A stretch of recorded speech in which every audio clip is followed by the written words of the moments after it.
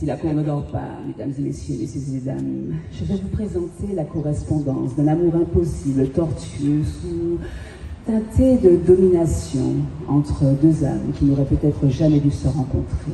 Un amour ennemi, un amour difficile et pourtant un amour existant, complexe. Peut-être que certains le vivent encore. Mon amour colonial. Depuis que j'ai quitté les cadres de ta maison hexagonale, j'habite rue Schellcher. Et jusque-là, j'en étais fière.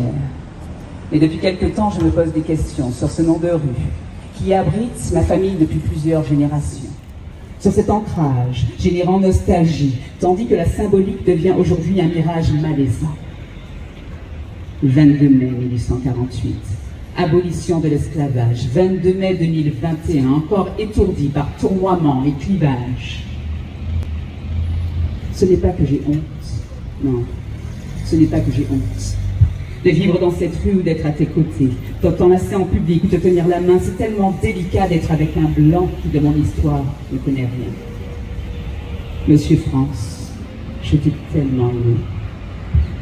Et tout le long, j'ai lutté contre mes propres fantômes non exorcisés, contre ceux de mes ancêtres, esclaves, pas si passés ni dépassés, contre ma propre histoire, où ma couleur de peau m'a amené à être préjugé, malmené, voire même rejeté. Dans ton pays, certes, mais dans le mien aussi. Absurdité. Il n'en demeure pas moins que je me sens négresse de maison à tes côtés. Statut social privilégié pour avoir été l'élu du maître de propriété. Mais si tu veux jouir des avantages, sois avenante, sage, accueillante, souris, sois belle et surtout pas davantage.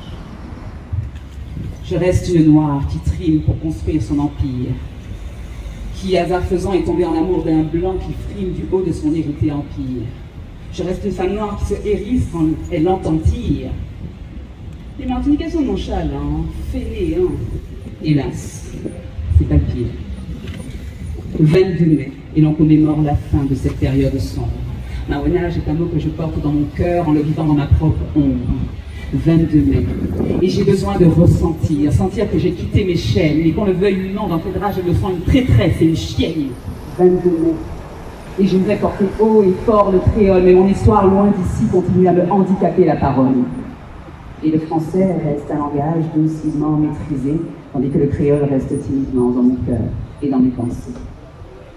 Je ne déteste pas les blancs, bien évidemment, et les autres, finalement.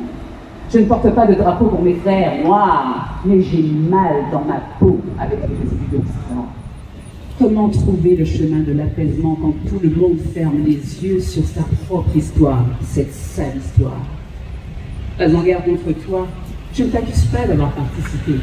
Lorsque je te regarde révolté, j'ai juste mal de voir dans ton regard le désintérêt, d'entendre dans ton silence à quel point tu ne te sens guère concerné. Peut-être que tu choisis tes combats. Celui-là, j'en ai évité, malgré moi. Monsieur France, comment puis-je t'aider en paix lorsque tu te situes au-dessus de la mêlée? Comment nos enfants peuvent être heureux et enracinés en étant des sangs mêlés que certains ignorants appellent peau sauvée? À quoi? De quoi? Dans quoi notre mélange les a enfermés, condamnés? Parfois, tu comprends. Tu sembles écouter et finalement tu entends. Tu as appris le créole pour mieux t'intégrer. Tu as acquis une certaine dextérité dans le chaluper. Et à travers ton infidélité, tu te solidarises avec d'autres tristes clichés. Tu essayes, pas à pas, avec succès. Et moi, ça reste au fond du fond de moi, comme un honteux secret.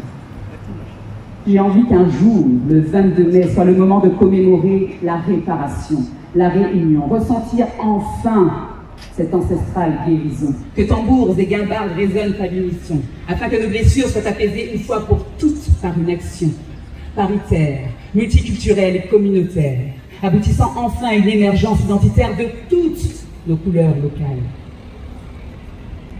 À travers un projet équitable et profitable, construit avec chacun des descendants autour d'une grande table, nous projetons ainsi dans l'ici et maintenant vers un futur motivant, assainissant les traces de l'État colonial.